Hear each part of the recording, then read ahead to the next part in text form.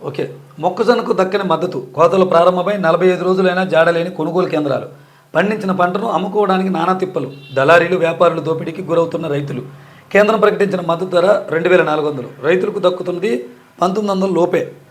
అంటే ఇప్పుడు కూటమి ప్రభుత్వం వచ్చిన తర్వాత దరిదాపుగా రైతులకు ఎవరికి కూడా ఈ రైతులు ఎవరూ కూడా ఇబ్బంది పడకుండా పంటలు అమ్మినటువంటి దాఖలు కూడా చాలా తక్కువగా కనపడుతున్నాయి. అసలు ప్రతిపక్షానికి అస్త్రం వీళ్ళే ఇచ్చారు. పొగాకు చూడొచ్చు, మొక్కజొన్న చూడొచ్చు, గతంలో వరి చూడొచ్చు.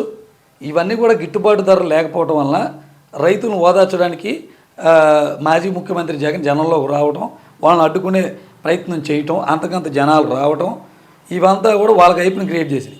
సరే, ఇప్పుడు మన టాపిక్ మాట్లాడుకోవాల్సి వస్తే నిన్న మనం చూసాం.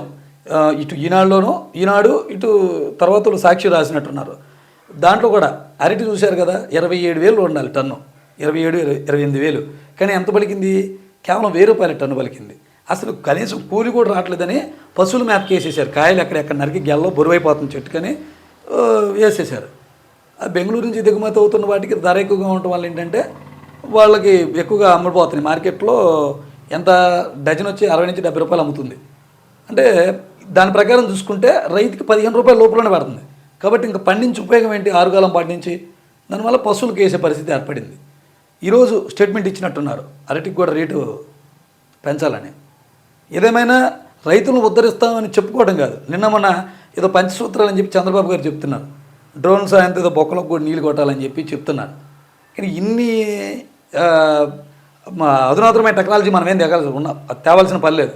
ఉన్న వాటికి గిట్టుబాటు ధర కలిగిస్తే రైతుకి ఏ భూమిలో ఏ పంట పండించాలో తెలుసు.